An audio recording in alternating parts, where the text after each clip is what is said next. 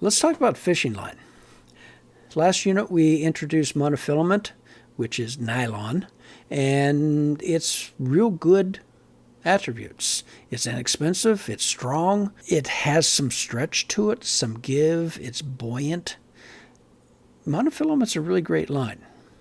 There are other lines.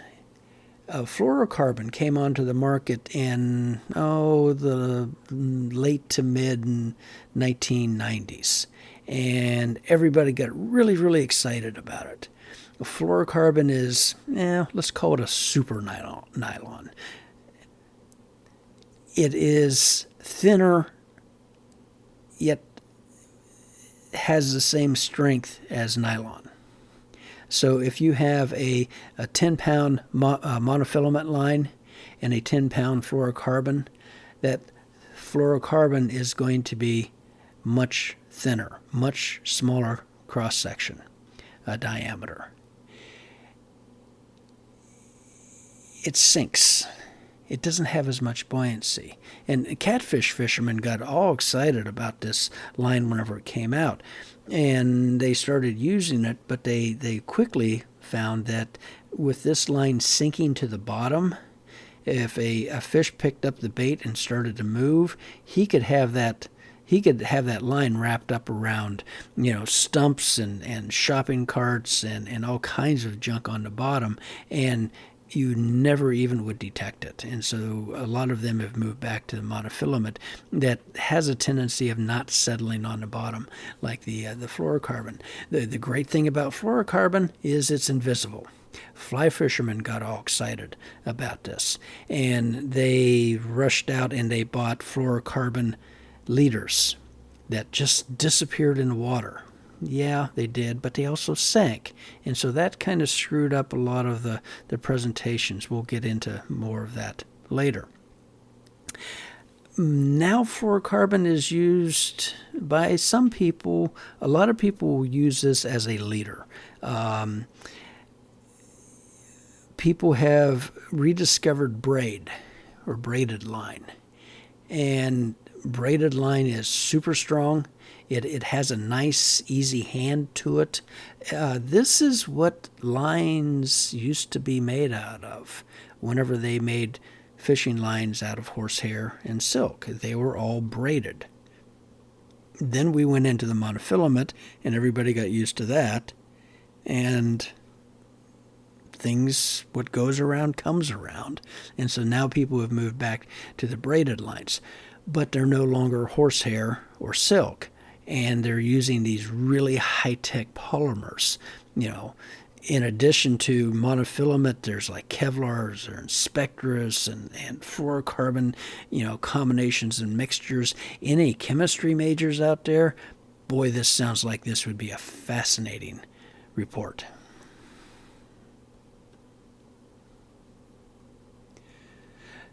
We had talked about fish hooks last unit, and we'll introduce a few more. We talked about the Aberdeen and the circle hooks. A bait keeper hook is basically any hook that has these little barbs on the shank of the hook. The idea is that it kind of holds the bait up onto the hook and it doesn't slump down into the bend right here. A traditional bait hook has a relatively short shank to kind of nullify the need for that. Weedless hooks have some type of either wire or sometimes monofilament that makes the hook less likely to get caught in up in weeds or in brush. Weedless is you'll catch less weeds. It doesn't mean that they're leaf proof or weed proof. Worm hooks. These are very popular. They've been around for 40 or 50, 60 years now.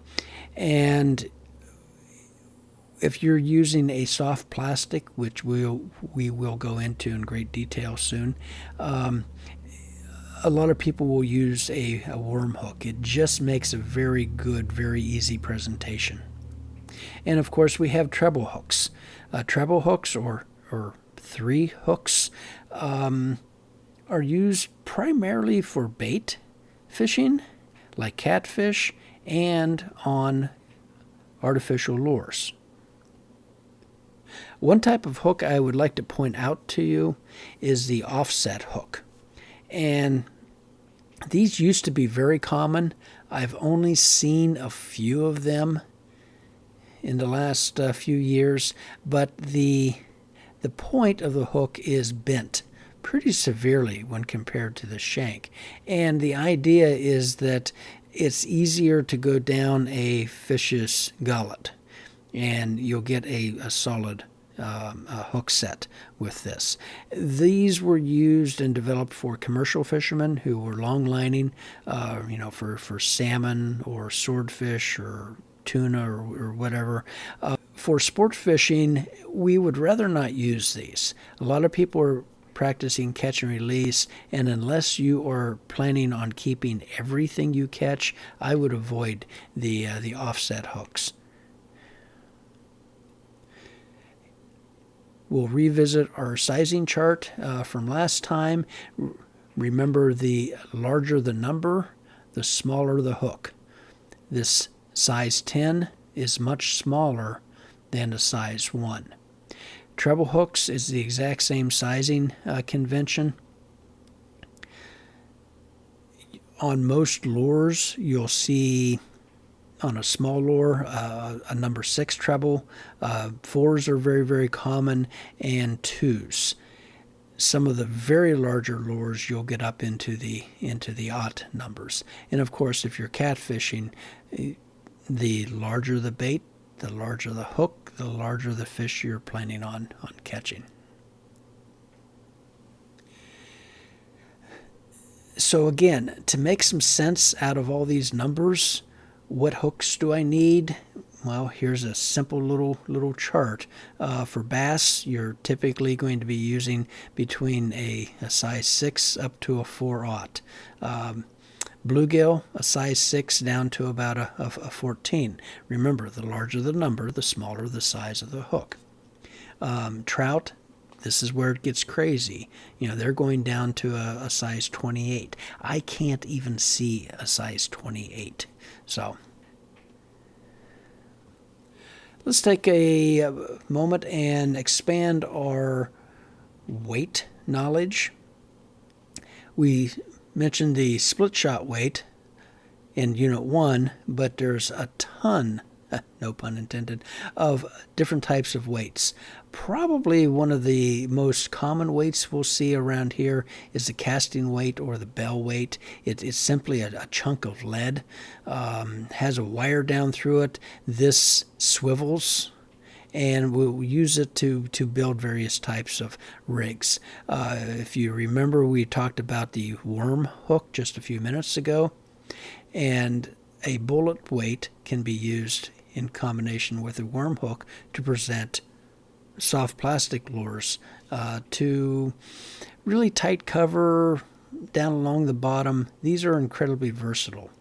The bank weight is whenever we're getting into the really big stuff, primarily catfishing or very swift-moving water current. That's a 2-ounce bank weight right there. That's the largest weight that most mortals are going to use around the state of Indiana.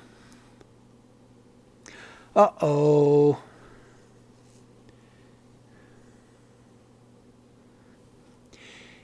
Yeah, lead is a toxic material, and the state of California has determined through great scientific study and legislation that everything in this world will kill you.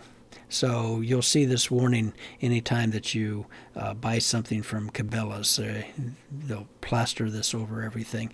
There is a movement that's been afoot for about 20 years, maybe even 30 years, to try to reduce the amount of lead in the environment.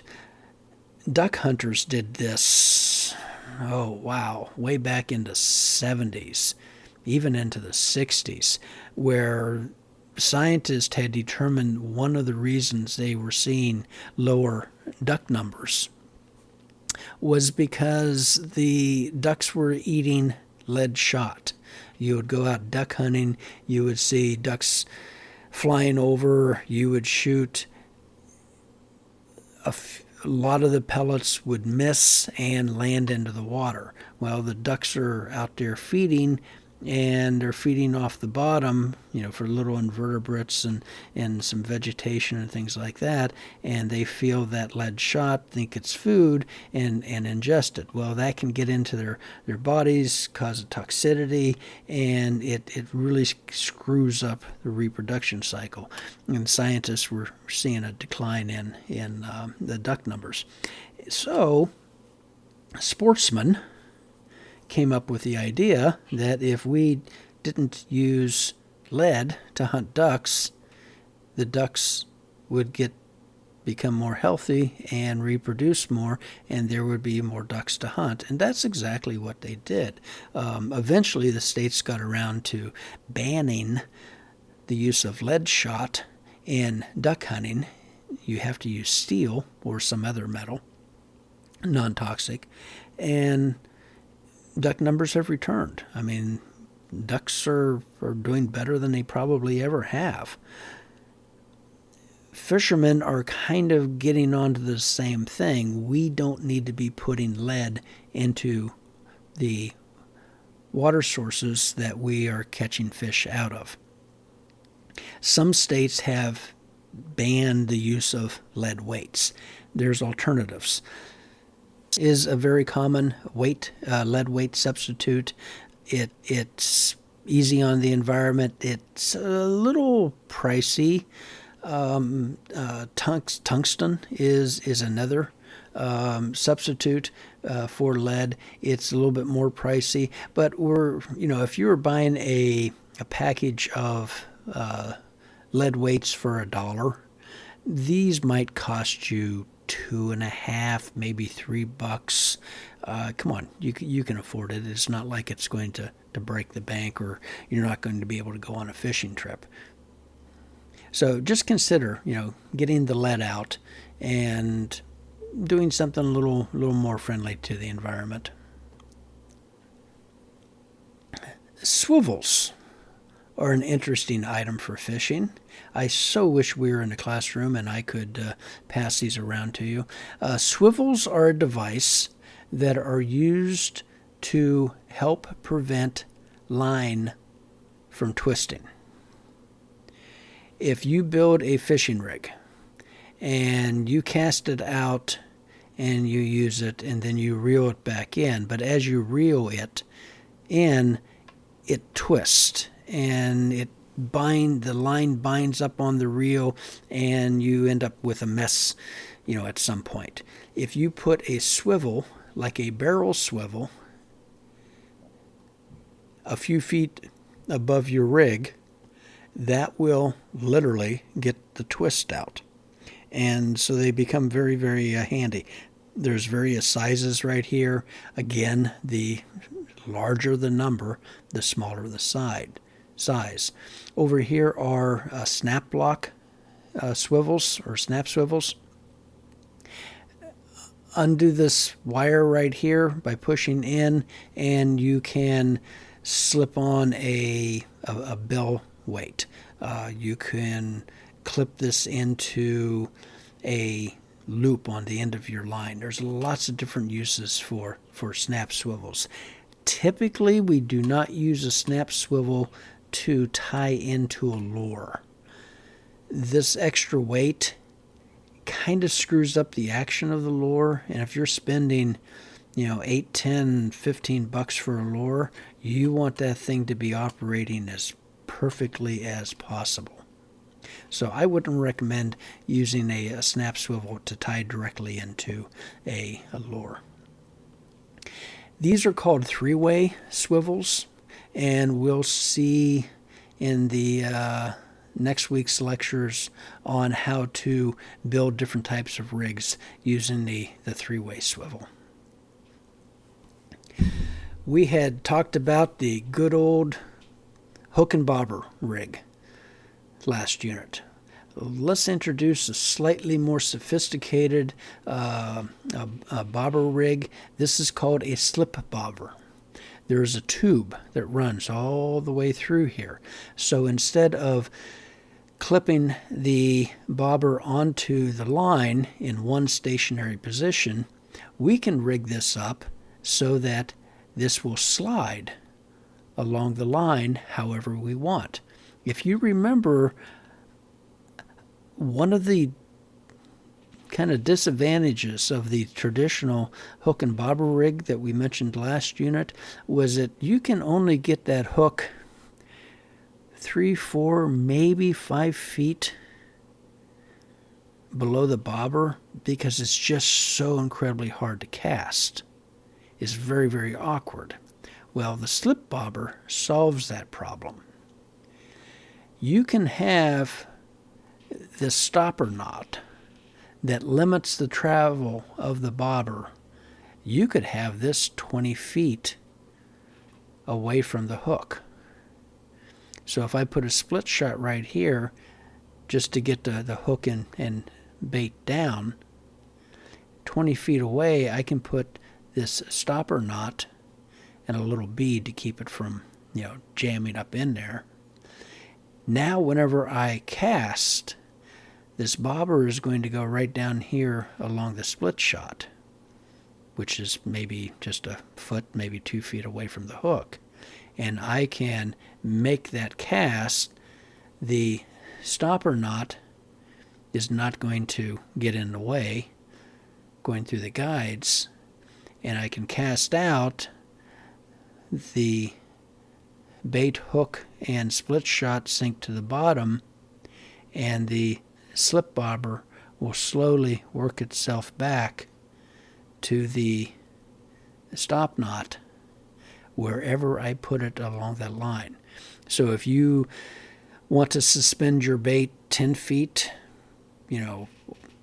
down, if you're fishing 12-foot water and you want to keep the bait up off the bottom, set your stopper knot at 10 feet and the bobber will present that bait right above the bottom. Can be an incredibly effective fishing rig for natural bait. And again, this becomes very, very easy to cast. Some more accessories with fishing. There's always accessories for fishing. We talked about a lot of them last unit. Let's add a few more. Like, I don't know. How about a boat motor trailer and a great big truck or SUV to tow all of that? We'll talk about that in just a few minutes. Electronics is really, really big. Once you get into boating, the electronics just keep on a-coming. And there's a few electronics that shorebound fishermen can use also. So here's a quick demonstration on how to use a brand new app out. The app's called FishFinder. It's out today on the iTunes store. Helped me catch a £28 common last night. So let's give you a quick demonstration on how we use the app. There's a picture of the logo there, you can see it, FishFinder. So let's open the app up. See the app opens. What you need to do is tilt your iPhone so it's in horizontal mode. And what we're going to do is we're going to capture the area that we want to be analysed. Here. Just touch the screen. The app then starts analysing the swim. You can use it on a river, a lake, or even in the sea. So it just takes a while to analyse your swim. And it then presents you with information on that swim. So it's showing us that the depth on average is 9.4 feet. The temperature is 43.7. It's then presenting us with information on the fish that are in that swim. So we've got a 21 centimetre long fish, a 28 centimetre, there's an 8, a 12 and another 12 over there. And in terms of the distance that they are away, we've got 10 metres there on the right, 20, 30 and 40 to the other side of the bank. So yeah, it's a great app. As I said, it helped me catch a cracking £28 last night. So download it today, FishFinder, all one word. Remember my big shopping tip. You don't have to spend a lot of money on fishing equipment to catch fish. Let's talk about getting out on the water. Here are a few things that I would ask you to consider whenever you're evaluating what type of watercraft you want to or can afford to go fishing. So, where are you going to be fishing? Are you going out to Lake Griffey, down to Lake Monroe, or are you going near shore, coastal regions, Great Lakes, wherever? How many people are you going to go fishing with? If you're taking 10 of your closest fishing buddies with you, you're going to need a pretty good sized boat. If you always fish by yourself, well, you don't need as large of a boat. Do you have $50,000 to drop on a really nice Ranger bass boat trailer and vehicle? Or are you more like $500 for whatever you can possibly find? Where are you going to store this? Some boats you can actually store in your closet. Other boats, you'll need either a slip at a marina or a storage garage, or at the very least, some room in your two-car garage. How are you going to transport? Do you have a vehicle that you can tow a trailer, a boat and trailer with? Or is this going to go on top or even inside your car? Let's explore these things. The number one most versatile, favorite type of watercraft to go fishing. Good old canoe. They've only been used for, 5,000 years in North America to catch fish. Canoes come in all different shapes and sizes. You can spend a couple $100 on them. You can spend several thousands of dollars on them. These can weigh between 20 pounds or 100 pounds. You can go fishing by yourself. You can take 2, maybe 3 people with you. Storage, a little difficult. Preferably you're going to store a canoe inside, but you could set up a simple rack on the outside. If you live in an apartment, canoes are probably not the best choice for you, as my newlywed bride and I found out whenever we moved into our first apartment. Our 13-foot solo canoes actually would not fit up the stairwell and make the right-hand turn into our apartment. So we had to come up with something else. We talked to the landlord, and he allowed us to build a simple rack alongside a fence. And we were able to store our canoes there. And it worked out very well. Transport, pretty easy. You just put it on top of your vehicle and you go. I would recommend some type of a roof rack system. Yakima, Thule are very good. You can get into some money with those two systems. A basic rack is now running around $400, depending on what type of car you have. However, I've had my Yakima system for 30 years now, and it's still going strong. So they do last. You can find a used canoe, few $100, $200, $300, $400. The older the boat or the heavier the boat, the cheaper the boat is going to be.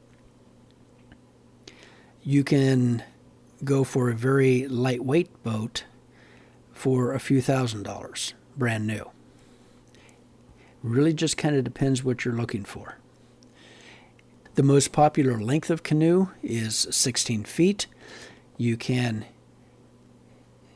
easily carry 2 people in a 16-foot boat and fish, or you can fish by yourself out of a 16-foot boat. If you do get into canoes, I highly recommend that you learn how to paddle a canoe properly. I can't recommend the books and videos by Bill Mason more highly. Oh yeah, but kayaks are so cool. Yeah, they are. Kayaks are all the rage. Do you know why kayaks are all the rage? Notice this young lady standing in her kayak. She is the only person in that boat. Kayaks are solo boats. One person. One-person boats are easier to handle, maneuver, and fish from than two-person boats, such as a tandem canoe. There are 2 styles of kayaks. There's the sit-on-top kayak right here. It has a nice little backrest.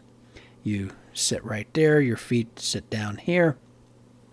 Everything is sealed. Everything's enclosed. Some of these guys will have watertight hatches. This one looks like it has 2. You can keep gear dry. If a wave comes by and crashes over you, you get a little wet. But there's scuppers in the bottom of these things that the water is going to drain right out. If you fall off your sit-on-top kayak, some people will call that capsizing, you can just crawl right back on. No big deal. I do recommend that everything on there is tied down or has some type of a leash to it so things don't go to the bottom. The other type of kayak is a sit-in or a cockpit style kayak. These allow you to get your lower body down inside the boat. You're sitting lower to the water. You're actually much more stable in a cockpit kayak because your center of gravity is so low. They're not quite as versatile as a sit-on-top. They're harder to stand up in. It's kind of harder to maneuver in these, but the real question you need to ask yourself, when am I going to be using this boat? If your answer is June, July, and August, I would highly recommend a sit-on-top. They're just easy. They're fun. You don't have to worry about them. But if you're planning on getting an early start on the fishing season, March, April, or if you enjoy fishing late into the fall where the water temperature and the air temperature start to cool down a bit, I would recommend the cockpit style because add a spray skirt to the cockpit and you're kind of sealed in there and you stay much warmer and you're much more protected from the elements. So 2 different styles, they both work well. Another option is a float tube. These were very popular back in the 70s, 80s, and 90s, and they continue in their popularity. A glorified truck inner tube with a fabric cover. Seriously, that's what they started out as. These are really versatile. They're pneumatic. You pump them up, you go fishing. You come back from fishing, you let the air out, you deflate them, you put them back in your vehicle, and you go home. No car top racks, no trailers, no hassle. Probably the one disadvantage with these is you're not going to go very far. Don't sign up for that 7-mile fly fishing river trip. Yeah, these are really good for small bodies of water, especially places that you can't get a boat a regular boat into. These just excel. These will get you back in places that fish have probably never even seen a boat, and you can just have a ball with these. Typically, you wear swim fins for propulsion, and yeah, you're going backwards, but you can also use that and kind of fish as you're going, so it's not a real big hassle. These are relatively inexpensive. I mean, $100, $150, you can, the YouTube up here is a little bit more expensive. Check these out. These can really solve a lot of shorebound fishermen's problems, especially if you have a lake that the shoreline is just so tangled that you can't really get to the water. One of these things can just be a perfect solution to that. Or, of course, you could go with a SUP, a stand-up paddleboard. These came onto the market, early 2000s, and people thought they were just a fad. Well, 20 years later, they're still around, and they're still going strong. These are a surfboard that you stand up on, and you can really trick these puppies out. You can add a cooler that not only keeps your fish cold or your favorite beverage cold, but it also functions as a seat. Propulsion is with a very long canoe paddle. You can set up different rod racks for these, and you can take a half dozen rods with you. They really kind of borrow all the best things of a sit-on-top sea kayak with a surfboard. By standing, your legs are constantly in motion, and you don't get those kind of cramping sensations that you can in a canoe or a kayak. And probably the biggest advantage for fishermen is that you have increased your height of eye from about 2 feet to, well, however tall you are. So 5 or 6 feet. And that makes a really big difference whenever you're out on the lake. Some of these are inflatable, and they charge for that. I mean, you can easily get $2,000 into an inflatable SUP. There's hard shell SUPs that are much less, probably new for a quality item. You're going to be up into the $700-800 range. Storage, kind of like a canoe, although you could probably maneuver this into your apartment, depending on how the doors were lined up. Typically, you're running 10 feet for a very, one designed for a very lightweight paddler, up to 12, even 14 foot for a heavier paddler or one who wanted to carry a lot more gear. Generally, I would say that they're easier to store and transport than canoe or kayak, but they're kind of in the same range right there. And of course, we've got the good old JON boat. Hey, don't laugh. A lot of real famous fishermen started out in a JON boat. These are bare bones. No bells, no whistles, no carpeting. $1,000, you can get into a JON boat. If you keep your eye on yard sale signs or classified ads or Craigslist, you can pick up an old beat-up JON boat for just a couple $100. That might even include the trailer. Remember, when people are selling boats, they're usually not selling them because they're desperate for the money to recover the value that remains in the boat. Most people are desperate to get this thing the frick out of my yard. Usually this mandate comes from the wife. or a reluctant husband who realizes that he actually hasn't used that boat in the last 5 years, and yes, it needs to go. Give me a fair price and it's all yours. In the state of Indiana, you have to register a boat if it has a motor. So just one little caveat in there. You really should get a title with the boat if it's a power boat. That makes your life at the Department of Motor Vehicles so much easier if you get that title and a bill of sale with that boat. Storage, yeah, you're going to need a place to store this. Apartment dwellers, that's kind of rough. Sometimes you can find storage at a marina, a boat storage facility.